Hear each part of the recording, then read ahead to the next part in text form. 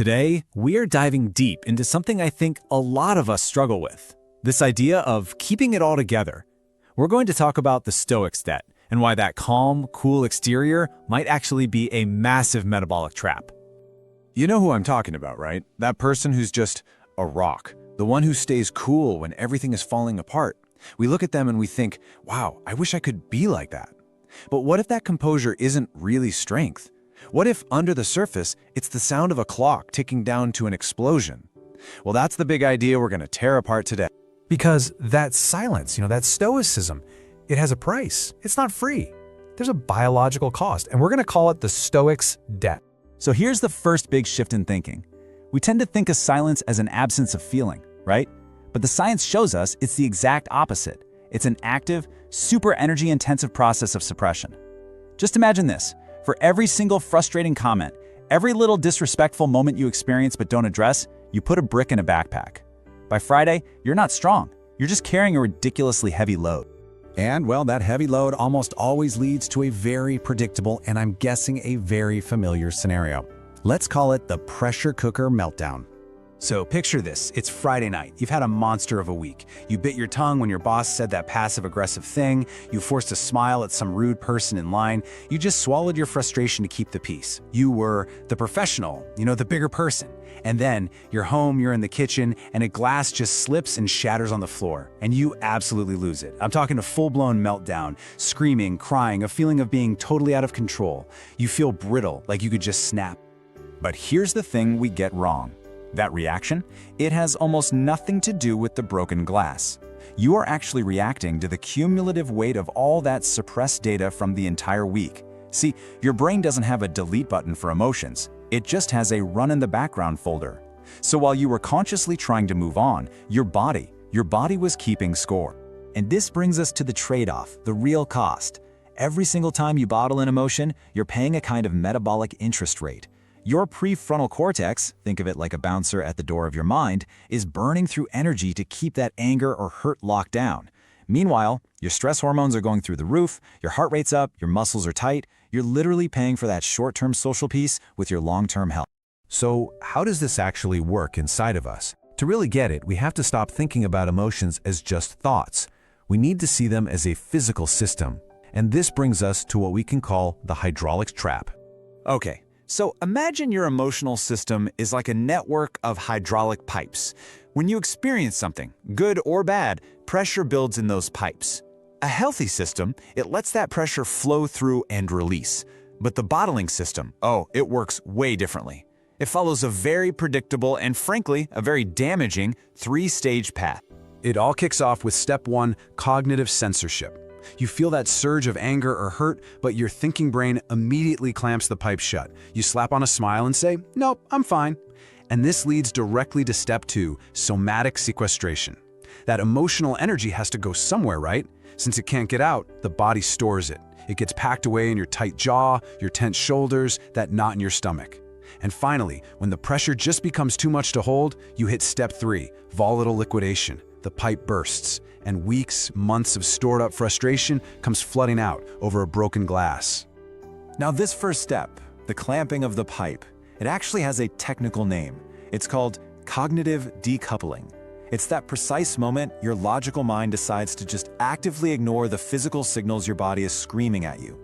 Your gut is yelling, this is not okay, but your brain says, shh, we have to be polite. This is the moment you literally lose touch with yourself, and it sets that whole damaging cycle in motion.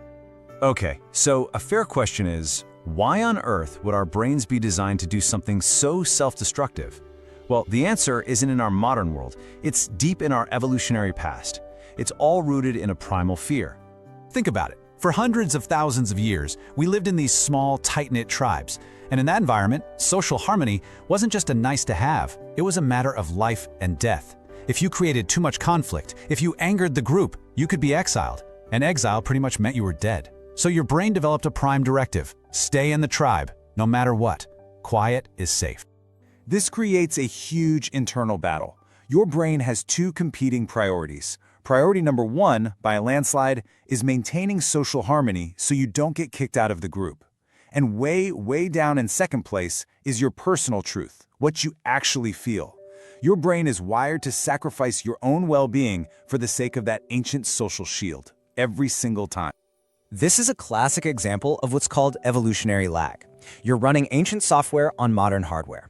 Your brain is using a survival program that was designed for a tiny hunter-gatherer tribe to deal with office politics, annoying emails, and complicated family dinners. Honestly, it would rather you have one giant, out-of-proportion meltdown in private than have one small, difficult conversation in public. Okay, so we get the problem, we get the mechanism, and we get the deep-seated reason we all do this. Now for the most important question. What do we do about it? How do we start releasing that pressure safely? The first thing, and this is absolutely crucial, is a mindset shift. The goal is not to stop having feelings. That's just impossible, and it's not even healthy. The real goal is to get better at processing them, to move from a system of censorship and storage to a system of integration and channeling, to stop being a bottle and start being a channel. And look, there are really practical, science-backed ways to do this. Here are 4 key techniques we're going to touch on: affective labeling, somatic discharge, the wait and state rule, and neural archiving. Let's start with that first one.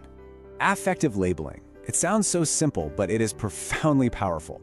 When you feel that sting of a negative emotion, instead of just stuffing it down, you just name it. Even if it's just to yourself. I feel angry. I feel dismissed right now.